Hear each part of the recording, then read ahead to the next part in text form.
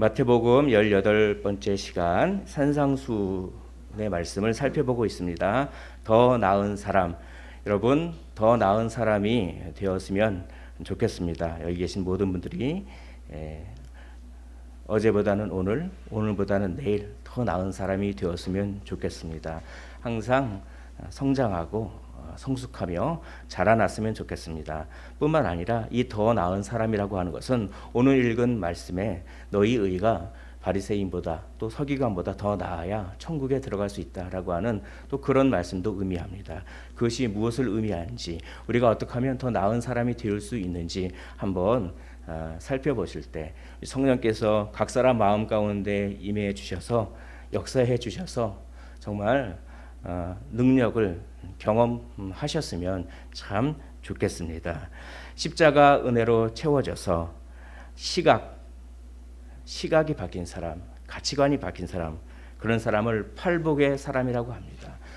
팔복은 8개의 복이지만 한마디로 요약하면 눈이 바뀐 사람입니다. 어떤 눈이요? 긍휼의 눈이요. 어떤 눈입니까? 거룩한 목표의 눈입니다. 모든 사람을 긍휼로 바라보는 눈이 생깁니다. 모든 일 가운데 거룩한 목적이 무엇인가를 늘 생각하는 사람이 팔복의 사람이요, 그 사람이 심령이 가난한 사람이요, 그 사람이 애통한 사람이요, 그 사람이 온유하고 의에 줄이고 목마르며 또한 긍휼과 화평, 의를 위하여 박해받는 사람이 그런 사람입니다. 이렇게 시각이 바뀐, 눈이 바뀐 사람은 반드시 필연적으로 영향력을 발휘합니다. 소금과 빛의 영향력을 발휘합니다. 세상이 부패하는 것을 막으며 세상이 어둠 가운데 있다고 하는 것을 밝히 드러낼 뿐만 아니라 길을 제시합니다. 해결책은 이것입니다. 해결책은 예수 그리스도 그분의 십자가입니다. 라고 그렇게 영향력을 말할 수 있는 사람은 시각이 바뀐 우리만이 그것을 할 수가 있습니다. 그래서 너희는 세상의 소금이요 너희는 세상의 빛이라고 말씀하셨습니다. 다른 것도 아닙니다. 제도도 아닙니다. 법도 아닙니다. 국제연합도 아닙니다. 오로지 너희만이, 우리만이 소금과 빛입니다. 우리는 특별한 사람입니다. 우리 한번 따라해 볼까요? 우리는 특별한 사람입니다. 시작. 우리는 특별한 사람입니다. 여기 계신 모든 분들은 하나님께서 다 선택하신 정말 특별한 사람입니다. 그리고 전부 좀 부족하고 연약하지만 시각이 바뀐 사람이에요. 눈이 바뀐 사람들만 여기 다 모이셨습니다. 눈의 물리적 크기는 다 다르지만 그렇지만 우리는 다 눈이 바뀌었죠. 새로운 시각이 우리에게 생겼습니다. 하나님의 영광이라고 하는 새로운 그 시각. 그러나 이 새로운 시각은 옛 언약을 없애버리는 그런 것이 아닙니다. 오히려 옛 언약을 더 완성함으로 말미암아 얻게 되는 시각이다라고 하는 것입니다. 그것을 우리 주님께서 완성하셨습니다. 오늘 내가 율법이나 선지자를 폐하러 온 줄로 생각하지 말라. 우리 주님은 오해를 받았습니다. 뭐 안식일이나 뭐 이런 것도 제대로 안 지키는 것 같고, 뭐 정결 예식도 제대로 안 지키는 것 같고, 그러니까 저 사람은 뭐 기적도 베풀고 뭐 좋은 말씀도 많이 하고 그러는데 이 구약 성경을 좀 무시하는 거 아니야? 이런 오해를 많이 받으셨죠. 오해 받으면 외롭습니다. 우리 주님은 참 외로우셨습니다. 그러나 그 외로움은 참 아름다운 외로움이죠. 외로움이라고 해서 다 나쁜 것은 아닙니다. 아름다운 외로움이 있습니다. 여기 계신 모든 분들이 참 아름다운 외로움, 거룩하고 특별한 외로움을 좀 경험했으면 좋겠습니다. 그러면 예수님이 친구 되어 주십니다. 세상적인 외로움은 홀로 마치 감옥에 갇히듯이 갇히지만 거룩하고 특별한 외로움은 하나님이 친구가 되주세요. 그러니까 그런 외로움은 참 아름답습니다. 여기서 율법이나 선지자는 구약 성경을 얘기합니다. 율법과 선지자를 합치면 구약 성경을 그렇게 표현합니다. 그러니까 너희들이 오해했다. 내가 구약 성경을 마치 없애버리는 것처럼 오해하지 말라. 나는 그런 존재가 아니라 오히려 폐하러 온 것이 아니요 완전하게 하려 함이다 라고 말씀합니다. 완전하게 구약을 성취했다라고 하는 것은 무슨 뜻일까? 바로 이런 뜻입니다. 구약의 참된 의도를 밝히고 그 의도대로 그대로 순종하는 것입니다. 바리새인과 서기관은 구약 성경 속에 있는 하나님의 의도를 제대로 몰랐습니다. 자기 나름대로 했죠. 그러나 오로지 예수님만이 이 구약 성경에 있는 진짜 뜻이 이거다라고 밝히 말씀하실 수 있습니다. 그 예수님만이 그 진짜 뜻 그대로 순종할 수 있습니다. 100%. 그래서 그런 의미로 우리 주님은 구약을 완전케 하셨다라고 합니다. 구약이 완전하게 되었기 때문에, 구약이 없어지지 않았기 때문에 여전히 유효하죠. 18절에 보면은 천지가 없어지기 전에는 율법의 1.1획도 결코 없어지지 아니하고 다 이루리다. 오늘도 구약 성경의 말씀이 그대로 살아있는 것입니다. 어떤 사람은 이제 예수님 위에 구약 성경은 별 필요 없다, 신약 성경만이 진짜다, 이런 그런 20세기 초에 그런 논의가 많이 있었는데 그것은 다 거짓된 것입니다. 구약 성경이든 신약 성경이든 다 하나님의 말씀이에요. 자, 구약 성경이 지속적으로 유효하다는 것입니다. 구약 성경이 지속적으로 유효하기 때문에 그 지극히 작은 것 하나라도 다 지켜야 되는 것이죠.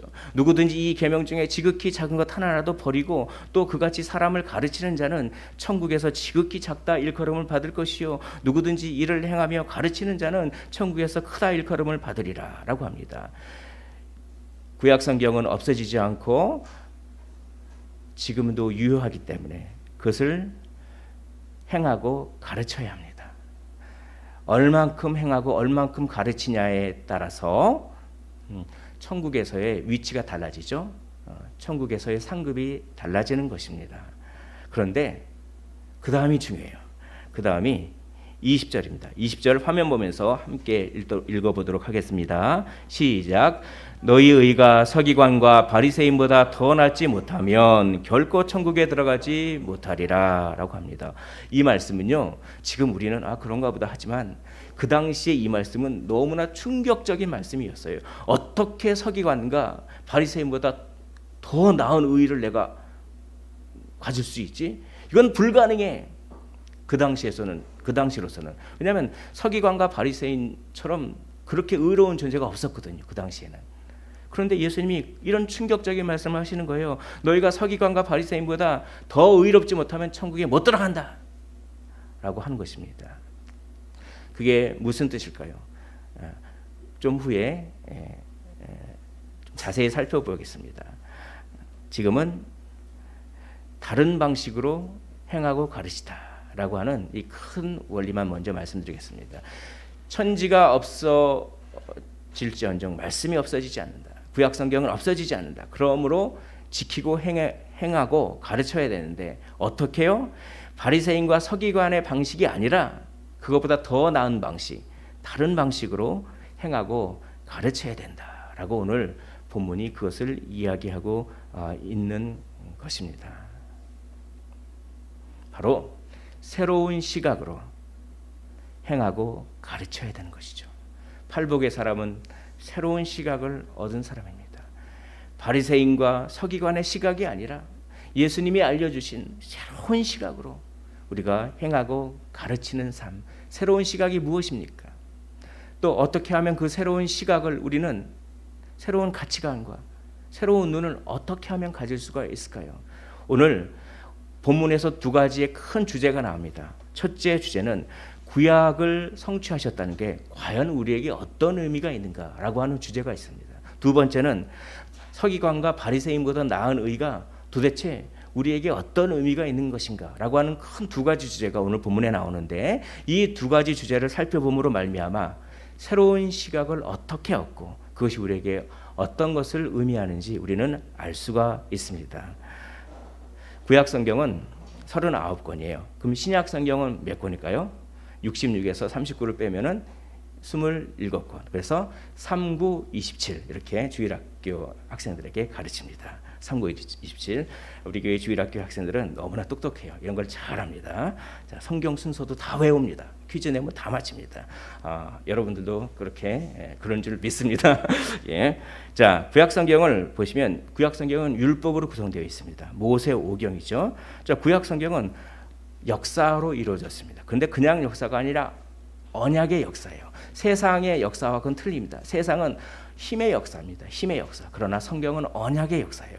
오경, 창세기, 출애굽기, 레위기, 민수기, 신명기, 또 역사서, 여호수아, 사사기, 룻기, 사무엘상, 사무엘하, 열왕기상, 열왕기하, 역대상, 역대하. 이게 전부 언약이 어떻게 이스라엘 삶 속에서 실천되어 가는가.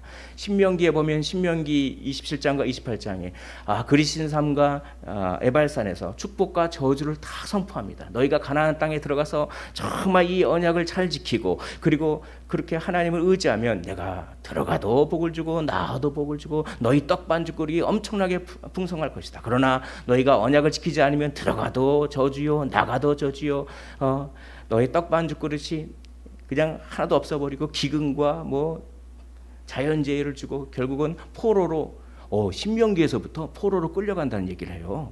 그 예언을.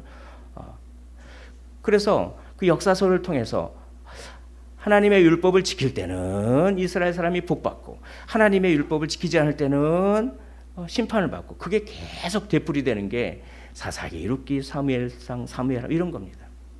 그리고 구약은 언약의 노래가 있습니다. 시가서죠. 노래와 기도가 있죠. 욥기, 시편, 잠언, 전도서, 아가서. 이거 전부 다 언약을 노래하는 거예요. 하나님이 우리와 약속하셨고 사랑으로 약속하셨고 하나님은 우리를 이렇게 사랑하시고 우리는 정말 이렇게 배신하지만 또 하나님은 우리를 이렇게 사랑하시니 우리도 하나님을 이렇게 사랑하고 그 사랑하는 하나님께 저는 이렇게 기도합니다. 이렇게 찬양합니다. 그런데 왜 고난이 옵니까? 주님 죽겠습니다. 뭐 이런 것들이 언약의 관점에서 언약의 노래입니다. 그리고 예언이 있습니다. 선지서죠. 대선지서와 소선지서가 있습니다. 그것은 언약을 지켰을 때는 구원을 받고 언약을 지키지 않으면 결국 심판을 받아서 너희가 바벨론 포로로 끌려가게 될 것이다. 아수르 포로, 바벨론 포로로 끌려가게 될 것이다. 그러나 나는 너희를 너무나 사랑해서 결국은 메시아를 보내서 너희를 궁극적으로 구원할 것이다. 라고 하는 이런 얘기가 막 나오는 것입니다. 그리고 율법에는 의식법과 도덕법이 있습니다. 또 언약의 역사는 인물과 공동체를 통해서 나옵니다. 언약의 노래는 여호와를 경외하는 것이 주제입니다. 여호와를 경외한 것이 모든 지혜와 지식의 근본이다라고 시가에서는 그렇게 얘기하는 거예요. 여호와를 경외한다고 하는 것은 여호와를 두려워하면서도 여호와를 사랑하는 것입니다. 그것은 여호와와 하나님과 친밀한 관계에 있는 것을 의미하죠. 시편에는 다윗의 자손 메시아에 대한 얘기도 나옵니다. 그리고 예언서에는 구원과 심판, 성령 강림에 대한 얘기가 나오는 거예요. 이 모든 걸 다 누가 이루셨다고요? 예수님이 이루신 거예요. 이 모든 것들을 볼까요? 율법에는 의식법이 있습니다. 이 의식법은 이스라엘 백성이라고 하는 특별한 정체성 때문에 생긴 거예요. 거기는 가장 대표적인 것이 제사죠. 제사는 5개의 주요한 제사가 있습니다. 번제는 뭐냐면 그 송아지나 양의 가죽을 벗겨놓고 나머지를 다 태워드리는 거예요. 이거는 화를 달래는 거예요. 하나님이 우리의 죄 때문에 알고 지은 죄 모르고 지은 죄 때문에 화가 나셨는데 이 화를 달래시는 거예요. 누가 화를 달래셨습니까? 십자가에서 우리 주님께서 우리가 받아야 될 진노를 다 대신 받아주셔서 화를 달래주셨죠. 번제가 성취된 것입니다. 소제는 뭡니까? 소제는 곡식이에요. 곡식을 태워드리는 거예요. 곡식은 뭡니까? 어디서 나죠? 곡식이 하늘에서 납니까? 땅에서 나죠. 땅은 지배권을 의미해요. 내가 소작농 그런 어떤 농경 사회에 어떤 그런 배경이 있습니다. 내가 주인으로부터 땅을 받았으니까 너무나 주인께 충성을 맹세한다는 의미로 주인께 받은 나는 소작농인데 그 땅에서 얼마 곡식을 떼서 그걸 주인께 드린다라고 하는 충성의 개념이 있습니다. 이 충성은 우리 구주 예수 그리스도께서 십자가에서 충성을 아버지 하나님께 대한 충성을 증명하셨죠. 화목제는 뭡니까? 아주 기뻐요. 여러분 제사 드리고 난 다음에 화목제 드리고 난 다음에 완전히 고기 파티예요. 고기 파티. 왜냐하면 제사 드릴 때 번제는 다 태워드리지만 나머지 화목제나 속죄제나 속건제는 지방, 기름덩이만 드리거든요. 태워서 지방과 그 다음에 콩팥과 이런 것만 태워드리고 나머지 고기는 뭡니까? 먹어요. 그런데 속죄제와 속건제는 제사장들만 먹어요. 그럼 뭐 넓적다리 뭐 이런 거 나오죠. 그러나 화목제는 예배에 참여한 모두가 먹는 것입니다. 그러므로 우리가 사실 이 코로나 때문에 식사 교제를 못 하는데 우리가 식사 교제하는 게 화목제를 드린 거랑 똑같아요. 그냥 교제 나누면서 그러면서 관계의 확신, 내가 참 하나님과의 관계가 화복돼서 너무나 기쁘다. 하나님은 이제 우리에게 항상 함께 하신다. 임마누엘이다라고 하면서 관계에 대한 그 기쁨을 누리는 것이 화목제입니다. 우리 주 예수 그리스도께서 십자가에서 막힌 담을 허셔서 우리와 하나님의 관계를 화목하게 하셨습니다. 이게 십자가에서 다 이루어진 거예요. 속죄제는 정결입니다. 부정한 시체에 아니면 부정한 곤충에 나도 모르게 손이 닿았을 때 내가 부정한데 그를 속죄제를 통해서 정결하게 하는데 우리 구주 예수 그리스도의 보배로운 피, 그 보혈이 정말 정결하게 하는 샘물로서 우리의 죄를 깨끗이 씻어 주셨습니다. 속건제는 배상입니다. 우리는 하나님의 것이었어요. 우리는 하나님의 것이었습니다. 그런데 우리가 죄로 더럽혀졌습니다. 그러므로 하나님의 것인 우리를 더럽혀졌기 때문에 배상을 해야 돼요.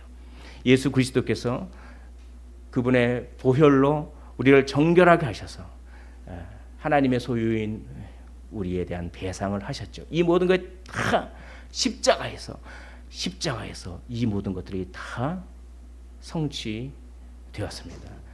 이 의식법은 이스라엘의 정체성과 관련되기 때문에 우리는 다시 번제를 드리지 않아도 됩니다. 십자가에서 다 완성했기 때문에 번제와 소제와 화목제와 속죄제와 석곤제 이런 걸 우리는 드릴 필요가 없습니다. 십자가에서 다 완성되었기 때문에. 그러므로 성전이 필요 없죠. 그래서 성전이 파괴됩니다. 그러므로 마태복음 27장 51절에 십자가를 지을 때 성소의 휘장이 위로부터 아래까지 찢어도 둘이 된다. 이건 뭡니까? 앞으로는 성전 제사가 필요 없다. 왜? 십자가에서 다 이루었기 때문에. 만약에 예수님께서 십자가 안 지었으면 우리도 지금 소, 양 이런 거 이렇게 해야 되지 않겠습니까? 예. 그러나 율법에는 도덕법이 있습니다. 이 도덕법은 하나님을 사랑하고 이웃을 사랑하는 정신을 실천하는 것이 신명기에 보면 많이 나와요. 그게 공정한 재판을 해야 된다. 이자를 받지 말아라. 약자를 보호해라. 과부를 위하여 그렇게 좀 남겨둬라. 이런 것들은 예수 그리스도께서 십자가에서 하나님과 이웃을 사랑하는 최고봉을 이루셨습니다. 그러나 그럼에도 불구하고 이 도덕법은 지금 우리도 해야 되는 것이죠. 이것은 의식법이 아니기 때문에 그렇습니다. 이것을 하면서 우리는 이웃을 사랑하고 하나님을 사랑하고 하는 것을 우리가 계속 해야 되는 것이죠. 성화를 이루어 가야 하는 것입니다. 또 언약의 역사를 보면 모든 인물과 공동체들이 있습니다. 보십시오.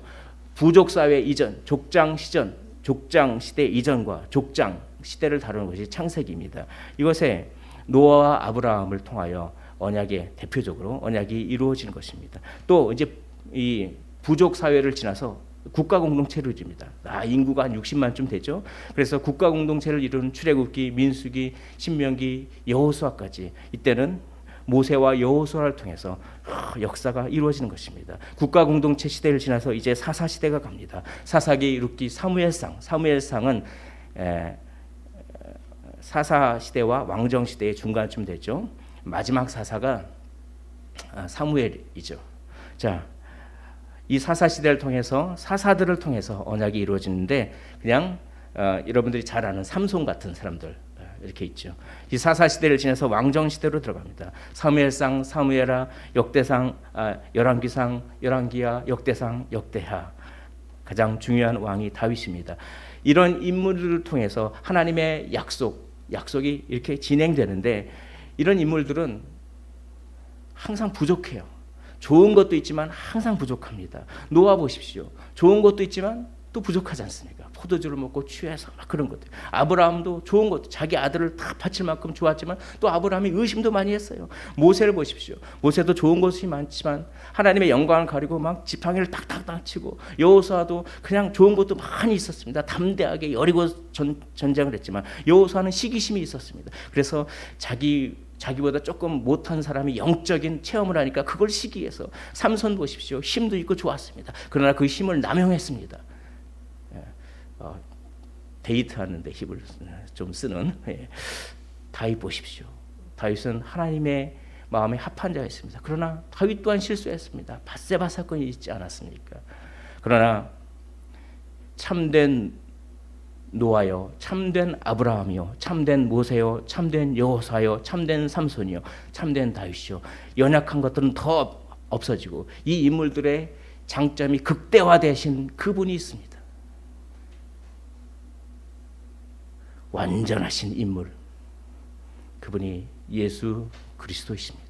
예수 그리스도는 이 연약한 사람들의 부족함을 다 커버하신 것이죠. 예수 그리스도의 삶을 통하여 그렇게 성취하셨습니다. 언약의 노래가 있습니다. 여호와를 경외하는 메시아 사상이 있는 언약의 노래가 있습니다. 욥기는 의인의 고난을 다룹니다. 중보자의 필요성을 느낍니다. 나는 고난 빠졌어. 고난 때문에 너무 힘든데 나와 하나님 사이에 누가 중개인이 있으면 좋겠다라고 하는 사상이 나옵니다. 누가 이루셨습니까?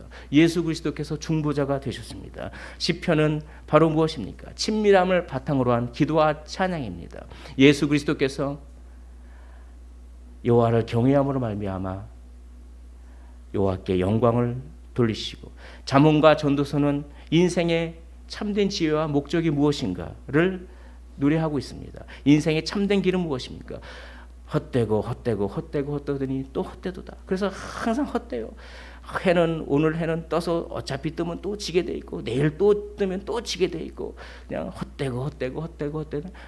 이 헛됨의 어떤 그 수레바퀴 속에서 우리는 어떻게 빠져나올 수가 있습니까? 여호와를 경외하는 것으로 말미암아 그 헛됨의 수레바퀴에서 빠져나온다라고 하는 것이 전도서예요. 예수 그리스도께서 참된 길이 되셨습니다. 참된 지혜가 되셨습니다. 내가 곧 길이요 진리요 생명이니 나로 말미암고서는 아버지께로 올 자가 없느니라. 잠언과 전도서의 주제를 다 이루신 것이죠. 아가서는 무엇입니까? 남녀간의 친밀한 사랑을 통하여 교회와 예수 그리스도의 관계를 이야기하고 있습니다. 예수 그리스도께서 이렇게 친밀하게 사랑의 관계를 회복시키셨습니다. 예언은 언약 이행의 결과입니다. 대선지서가 있습니다. 이사야, 예레미야가 에스겔, 다니엘. 양이 많기 때문에 대선지자입니다. 소선지자 호세와 요엘, 아모스, 오바다, 요나, 미가, 나움, 하박국, 스바냐, 학개, 스가랴, 말라기 12개입니다. 이 모든 대선지서와 소선지서는 심판과 구원을 얘기하고 있습니다. 메시아 대망 사상이 있습니다. 성령 강림을 요엘서 보면은 성령 강림을 예언하고 있죠. 그리고 에스겔서 보면은, 예레미야서 보면은 이제 율법이 돌판에 새겨지는 것이 아니라 너희 마음판에 새겨지겠다라고 하면서 성령 강림을 얘기하고 있는데, 이 모든 것을 누가 이루었습니까? 예수 그리스도. 예수 그리스도께서 이걸 이루신 것입니다. 놀랍게 이것을 이루신 것이죠. 모든 구약 성경을 성취하셨습니다. 예수 그리스도의 십자가. 예수 그리스도의 십자가는 율법을 완성한 것입니다. 할렐루야. 여러분, 제가 급하게 말씀드렸지만 여러분들께서 성경을 진지하게 읽고 구약 성경을 진지하게 읽으면, 그런 다음에 제가 말씀드린 것을 다시 한번 생각해 보십시오. 여기 어마어마한 감동의 덩어리가 있습니다. 이 말씀을 듣고 이걸 느껴야 됩니다. 아름다움을 느껴야 됩니다. 매력을 느껴야 됩니다. 누구에게요? 어떻게 이걸 이렇게 1.1획도 틀림없이 이루신 분이 어떻게 이런 분이 있을 수가 있지? 우리는 충격을 받아야 돼요. 엠마오 마을로 가는 제자들처럼 우리 마음에 성경을 풀어서 가르쳐 주실 때 우리 마음이 뜨겁지 아니하느냐, 이런 거죠. 자기들이 알고 있었던, 조각조각 알고 있었던 구약의 어떤 흐름이 예수 그리스도의 십자가로 다 맞춰지기 시작합니다.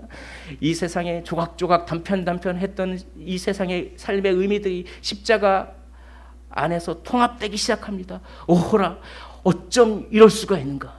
여기에 영생의 해답이 있구나.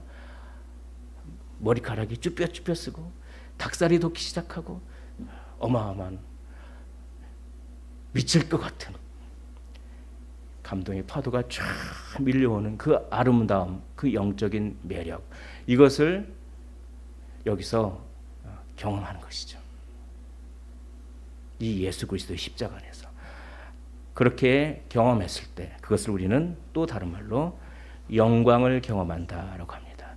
내 눈 주의 영광을 보네.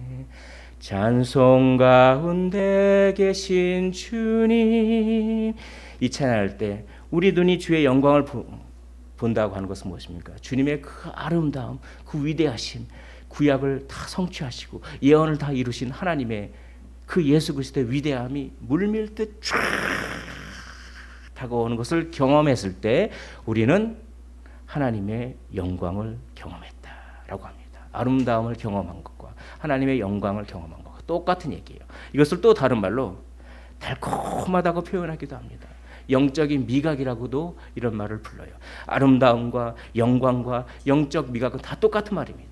주로 영광이라고 하는 말로 많이 알려져 있죠. 그래서 오늘 시편 119편 103절에 시편 기자는 이렇게 얘기합니다. 주의 말씀의 맛이 내게 어찌 그리 단지요, 어찌 그리 달콤한지요, 내 입에 꿀보다 더 다니이다.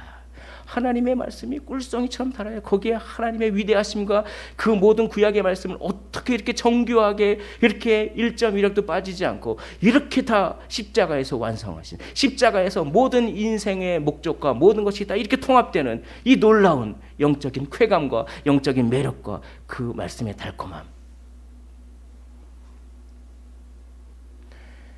예수 그리스도께서 이렇게 구약을 성취했다고 하는 것은 우리에게 아름다움으로 와야 합니다.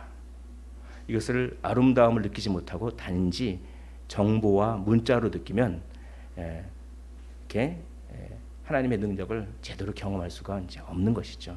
이렇게 하나님의 영광을 경험하고 말씀의 달콤함을 경험할 때 우리는 새로운 시각을 갖게 되는 것입니다. 여우도 굴이 있고 공중의 새도 거처가 있을 때 인자는 머리 둘 곳이 없다 하시더라. 너무 외로우셨죠. 사명을 감당하려고. 우리 인생에 있어서 얼마나 사명 감당하려고 생각하면 외롭습니까? 예수님도 그렇게 외로우셨어요. 구약 성경 말씀을 다 이루기 위해서. 또 아버지의 원대로 하옵소서. 그렇게 조금 이거 안 하면 안 됩니까? 라고 하는 마음이 살짝 이거 하기 싫은데라고 하는 마음이 살짝 들 때 아니야. 구약 성경을 이루어야지 라고 마음을 먹으셨습니다. 나의 원대로 하지 마옵시고 아버지의 원대로 하옵소서. 칼로 귀를 탁 자릅니다. 예수님을 잡아가려고 하니까 그 베드로가 공명심에서 그 잡으려고 하는 그 사람의 귀를 칼로 탁 잘라버리니까 예수님께서 도로 그 귀를 붙여주세요. 귀를 붙여주시고 치료해 주십니다. 그러면서 내가 만일 그렇게 하면 이런 일이 있으리라 한 성경이 어떻게 이루어지겠느냐 하시더라. 칼로 흥한 자는 칼로 망한다. 유명한 말씀을 하시죠. 내가 지금이라도 천군 천사를 부를 수가 있다. 그러나 그것은 아버지의 뜻이 아니다. 그렇게 하면 내가 붙잡혀서 십자가에 죽어야겠다고 구약 성경에 예언되고 기록된 그 구약 성경이 어떻게 이루어지겠느냐라고 항상 구약 성경을 이루는데 초점을 맞춘 그 숭고한 사명감, 여기에 아름다움을 느껴야죠. 우리와는 차원이 다른 그 숭고함. 우리 주님은 다 이루었다 하시고 텔레스타이 다 이루었다 하시고 머리를 숙이니 영혼이 떠나가시니라. 십자가 위에서 십자가의 고통 속에서도 나는 왜 이렇게 아파? 내 인생은 왜 이래? 내 팔자는 왜 이래? 나는 왜 이렇게 고난이 있어? 라고 생각하지 않으시고 그 십자가의 고통 속에서도 다 이루었다만 생각하셨어요. 다 이루었다만. 내가 성취할 것인가만 생각하셨습니다. 그 고통 가운데서도 놀라운 아름다움이 있지 않겠습니까? 이게 구약을 성취하신 예수님의 모습이 우리에게 주는 의미입니다. 제가 정말 최대한 하려고 해도 이걸 다 설명을 못 드리겠습니다. 기도할 뿐입니다. 정말 여기 계신 분들이 구약을 천천히 읽어보십시오. 성경을 읽지 않으면 어떻게 아름다움을 발견하겠습니까? 밭에 감춰진 부활을 찾아야죠. 그런 다음에 제가 말씀드린 것을 한번 묵상해 보십시오. 아름다움을 발견해 보십시오. 정말 말로 표현할 수 없고 정말 나의 존재를 다 뒤집어 엎어버리는 그 놀라운 강력한 주님의 음성이 파도처럼 물밀듯 다가옵니다. 주님은 어찌합니까? 어쩔 수 없습니다. 이 정도밖에 제가 표현을 못하겠습니다.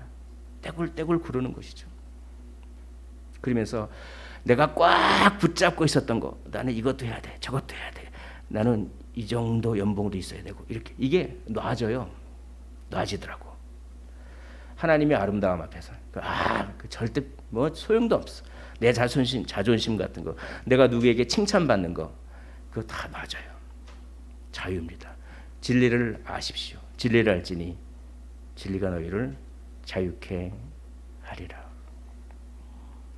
예수님의 비장함, 숭고함, 사명의식, 특별하고 거룩한 외로움은 그분을 인격적으로 만나는 사람들에게 가슴 벅찬 아름다움으로 다가옵니다.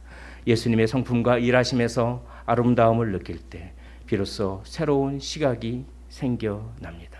예수님의 아름다움을 느낄 때 그분의 아름다움에 비추어서 나를 보게 되므로 회개와 믿음이 생겨나며 나의 옛 시각을 기꺼이 버리고 그분의 새 시각을 즐겁게 받아들일 수 있기 때문입니다. 우리의 눈이 바뀌기를 원합니다. 우리의 눈만 바뀌면요 얼마나 행복한지 모르겠습니다. 전부 다 행복과 감사거리밖에 없습니다. 물론 고난도 있겠지만, 그러나 우리 눈이 바뀌면 그 고난 뒤에 숨겨진 감사마저도 우리가 찾아낼 수가 있거든요. 거룩한 센서가 생기기 때문에 그 거룩한 센서로 다 감지합니다. 그래서 이제는 이것도 감사, 이것도 감사, 그렇게 눈을 바꾸면 그렇게 되는 것이죠. 거룩한 새로운 시각. 그리고 그런 분들에게는 예수님의 성취가 나의 성취가 됩니다. 예수님이 이루신 것이 나의 이루심이 되는 거예요. 그래서 그 의는 바리새인과 서기관보다 더 나은 의가 되는 것입니다. 너희가 서기관과 바리새인보다 더 낫지 못하면 결코 천국에 들어가지 못하리라. 윌킨스는 전체 산상수훈의 해석적인 열쇠이며 나아가서 천국 생활의 열쇠다. 이 20절이 너무나 중요한 말씀입니다. 천국 생활이 어떤 것입니까? 알고 싶습니까? 그러면 이 20절을 이해하십시오. 산상수훈을 어떻게 해석해야 되는지 알고 싶습니까? 그러면 이 20절을 진정으로 이해하십시오. 너희가 서기관보다 또 바리새인보다 더 낫지 못하면 결코 천국에 들어가지 못하리라고 하는 이 말씀을 이해하십시오. 그러면 천국 생활을 알 수 있을 것입니다. 그러면 산상수훈을 올바로 해석할 수 있을 것입니다. 서기관과 바리새인의 의는 외식했습니다. 회칠한 무덤처럼 겉은 깨끗했지만 그 안에는 썩은 시체의 부패가 있듯이 위선이죠. 서기관과 바리새인의 의는 자기 영광을 위한 것입니다. 바리새인과 세리의 기도의 비유를 보십시오. 저는 세리처럼 저렇게 안 삽니다. 저는 11조도 열심히 하고 저는요 세리처럼 뭐 이렇게 뭐 강도짓하는 것도 아니고 저는요 그냥 경건하고 자기 자랑하려고 기도하는 거지. 자기 영광 때문에 율법을 지키고 자기 이익 때문에 그렇게 율법을 지키는, 이것은 겉에서부터 안으로 들어가는 의다, 이렇게 표현했어요. 윌킨스가 겉을 잘 포장하면 안은 자동적으로 깨끗해진다고 생각한 거예요. 이게 서기관과 바리새인의 의입니다. 그러나 서기관과 바리새인보다 더 나은 의는 안에서부터 변화가 시작되는 거예요. 우리의 내면이 변화가 되는 거예요. 그게 서기관과 바리새인보다 더 나은 의인 것입니다. 윌킨스가 이렇게 얘기합니다. 안에서부터 바깥으로 나아가는 의입니다. 이걸 좀 잘 이해하기를 원합니다. 여기서부터, 지금까지도 많은 말씀 드렸는데 여기서부터 시작입니다. 예, 이렇게 지금 말씀을 너무 잘 듣고 계신데 지금 이 부분을 집중해서 한번 들어주셨으면 좋겠습니다. 자, 준비되셨나요? 좋습니다. 시작합니다. 우리는 사회적 관계가 있습니다. 우리를 둘러싸고 있는 가장 바깥쪽이 사회적 관계예요. 우리는 누구의 어머니요, 누구의 아버지요, 누구의 친구요, 누구의 형제 자매요, 누구의 이웃입니다. 우리의 가장 겉 포장지는 사회적 관계입니다. 자, 이 사회적 관계 속에서 누가 복음을 전합니다. 복음을 전해요. 그런데 어떻게 전하냐면 우리의 몸을 통해서 자 사회 관계가 우리의 가장 겉포장지고 그 두 번째는 몸이라고 하는 게 있습니다. 몸은 우리의 감각기관이죠. 손도 있고 발도 있고 눈도 있고 귀도 있고 그렇죠. 이 복음이 몸을 통해서 들어옵니다. 우리의 감각기관을 통해서 들어오잖아요. 자 그런 다음에 우리의 그 몸 다음에는 무엇이 있습니까? 마음이라고 하는 것이 있습니다. 자, 이 마음에는 관념이라고 하는 것이 있어요. 그러니까 가치관이라고 하는 것이 있습니다. 자, 어떤 사람이 소금이 있습니다. 이 소금을 다 먹었습니다. 소금을 먹었어요. 소금을 먹으면 짜다라고 하는 걸 느꼈어요. 자, 그 다음에는 소금을 먹지 않아도 소금만 보면 짜다는 것을 압니까? 알지 않습니까? 알죠. 그것은 머릿속에 마음속에 관념이 생기기 때문에 그렇습니다. 아, 소금은 짜다라고 하는 관념. 이 관념 때문에 우리의 마음이 상하기도 하고 기쁘기도 하고 합니다. 사람들에게는 많은 고정된 관념들이 있습니다. 이건 이래야 돼, 저건 저래야 돼, 이건 이렇다, 저건 저렇다, 이건 이렇게 해야지 옳다, 이건 저렇게 해. 근데 사람마다 이 관념이 틀리니까 관념과 관념이 부딪히는 거예요. 마음과 마음이 부딪히는 거예요. 그래서 이 관념은 감정과 의지와 지성과 연결되어 있습니다. 자, 지성과 머리로 깨닫는 것, 감정, 좋고 안 좋고, 의지, 행하고 안 행하고, 선택하고 안 선택하고, 지성과 감정과 의지를 한꺼번에 이걸 이렇게 부릅니다. 정서라고 불러요. 정서. 그래서 이 관념과 정서는 연결되어 있습니다. 자, 나는 소금이 짜다고 하는 관념이 있었어요. 그런데 어떤 사람은 뭔가 이 사람이 경험을 잘못했던 것 같아요. 설탕을 먹고 달콤함을 느꼈는데 어떤 사람이 이 설탕에다가 설탕을 넣는 데다 거기에 소금이라고 써놨어. 그 어떤 그릇에다가 소금이라고 탁 써놨는데 거기에 설탕을 넣은 거야. 근데 그 사람이 그것도 모르고 처음 맛보는 거야. 그래서 설탕인데 소금인 줄 알고 탁 맛봤어. 근데 너무 달콤해. 그래서 그 사람한테는 이런 관념이 생겼어. 소금은 달다. 근데 탁 이제 소금은 짜다고 하는 관념이 생긴 사람과 소금은 달다라고 하는 관념이 생긴 사람이 딱 만났어요. 당신 소금 먹어봤어? 소금 먹어봤지. 소금이 얼마나 달콤한지 알아? 나 소금 먹어봐서 소금이 그렇게 단지 처음. 무슨 소리야? 소금은 짜잖아. 소금이 달지 왜 짜? 양보를 안 해요. 관념이. 왜 소금이 달어? 소금이 짜잖아. 소금이 짠 게 소금이지. 언성이 높아지기 시작하고 이 사람이 말을 왜 이렇게 소금이 달잖아 이렇게 소리를 질러? 소금이 달잖아. 소금이 짜고 소금이 단 거 가지고 이제 감정 싸움이 생겨서 이렇게 뭡니까? 관념은 정서와 결합되어 있기 때문에 그렇습니다. 모든 분노는 관념에서 생겨요. 그리고 그 관념은 우리의 정서가 바뀌면 관념도 바뀝니다. 그래서 사회적 관계 안에서 복음이 들어오기 시작합니다. 누가 복음을 전합니다. 복음이 몸의 감각기관을 통해서 귀로 듣고 눈으로 보는 것을 통해서 마음속으로 딱 도달합니다. 이 마음에서 전쟁이 벌어집니다. 가치관이 여기서 관념, 이 사람이 기존에 갖고 있던 관념과 복음이 싸움을 하기 시작합니다. 아니 예수 말고 착한 일만 해도 구원받는데 착한 일만 해도 죽은 다음에 좋은 데 가라고 하는 관념이 생긴 사람은 복음과 싸우기 시작하는 거죠. 아니 예수뿐만 아니라 뭐 다른 종교를 믿어도 구원 받잖아 라고 하는 관념이 있는 사람은 이 복음과 이 마음 이곳에서 싸움을 일으키는 것입니다. 그리고 뭡니까? 세상에 천국, 지옥 그런 데 어디서 죽으면 다 그냥 자연으로 돌아가는 거야. 다 자연으로 돌아가서 우리가 다 녹아서 흙으로 가고 그리고 다 그냥 다시 사람으로 태어나기도 하고 뭐 이런 관념이 있는 사람은 부딪힙니다.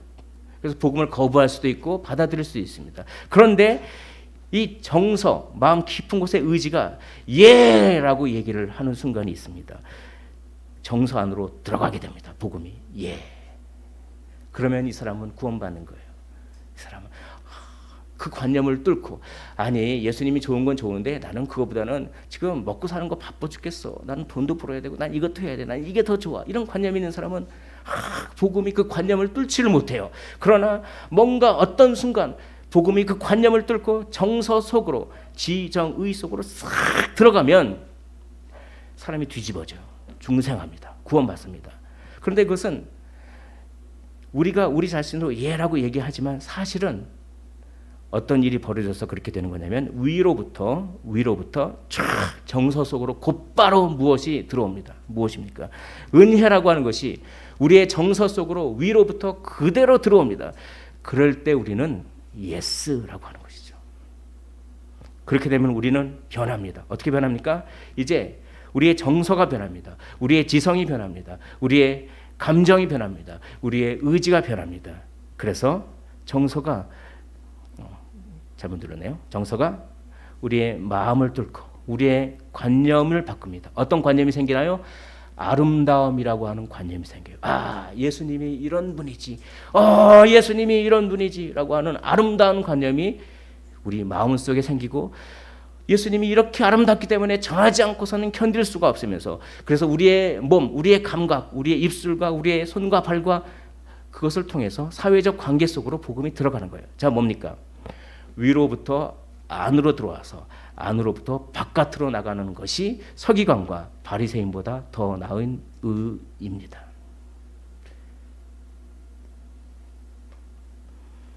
위에서부터 안으로, 안으로부터 바깥으로 나가는 의, 그런 변화, 이것을 경험하지 않고서는 아무도 천국에 들어갈 수 없습니다. 이것을 추구하십시오. 이것이 더 나은 사람이 되는 조건인 것입니다. 내가 산을 향하여 눈을 들리라. 나의 도움이 어디서 올까? 나의 도움은 천지를 지으신 여호와에게서로다. 그러므로 우리는 단 하나의 비결을 얻습니다. 눈을 드십시오.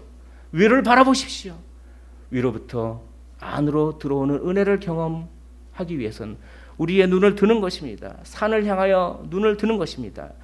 성전에 올라가는 노래입니다. 그 산에 성전이 있기 때문에 산을 바라보는 것이 아니라 성전을 바라보는, 하나님을 바라보라는 뜻이죠. 우리의 눈을 드는 것이 더 나은 사람이 되는 그런 조건이에요. 우리는 자꾸 우리의 시각을 위로하지 않고 바깥으로만 해요. 바깥으로. 나의 상황, 내가 지금 닥친 상황, 나의 어려움, 나의 고난, 그 바깥으로. 그러나 그것이 아닙니다. 위를 봐야죠. 위를. 내게로부터 눈을 들어 주를 보기 시작할 때 주의 일을 보겠네. 모든 시선을 주님께 드리고 살아계신 하나님을 느낄 때 내 삶은 주의 일하심 역사가 되고 하나님이 일하기 시작하네. 그 하나님은 졸지도 않으시고 주무시지도 않는 그런 하나님이십니다. 이스라엘을 지키시는 이는 졸지도 아니하시고 주무시지도 아니하시리로다. 여호와는 너를 지키시는 이시라. 여호와께서 내 오른쪽에서 내 그늘이 되시나니 낮에 해가 너를 상하게 하지 아니하며 밤에 달도 너를 해치 아니하리로다. 그 하나님을 바라보십시오. 위를 바라보십시오. 우리의 내면이 변하고 우리의 고정관념들, 우리의 가치관과 관념들이 변하고 다 녹아버리고 연연하지 않고 자유를 누리며 참된 아름다움을 우리가 경험하며 자유를 누릴 수가 있는 것 아니겠습니까? 우리는 더 나은 사람입니다. 어제보다는 오늘이, 오늘보다는 내일이 더 나은 사람이 되기를 원합니다. 그러기 위해서 우리는 무엇을 할까요? 어제보다 오늘 더 위를 쳐다보십시오. 오늘보다 내일 더 위를 바라보십시오. 하나님의 말씀의 달콤함을 경험하십시오. 말씀 속에서 위대하신 하나님, 하나님의 놀라운 위대함의 그 아름다움을 경험하십시오. 말씀이 꿀송이처럼 달콤하기를 원합니다. 그게 위를 보는 것인가요? 더 위를 보십시오. 그럼 우리는 더 나은 사람이 되는 것입니다. 자꾸 바깥을 보려고 해요. 자꾸 바깥을 보게 만들어요. 마귀가. 내 밖에 있는 환경을 자꾸 바라보게 만듭니다. 그러나 성령은 바깥을 바라보지 않게 하고 위를 바라보게 하는 것이죠. 위를. 우리는 특별한 사람이기도 하지만 우리는 더 나은 사람입니다. 눈을 들어 십자가를 바라보십시오. 눈을 들어 주님을 바라보십시오. 아름다움을 경험하십시오. 진리를 알아 자유케 되기를 주님의 이름으로 축원을 드립니다.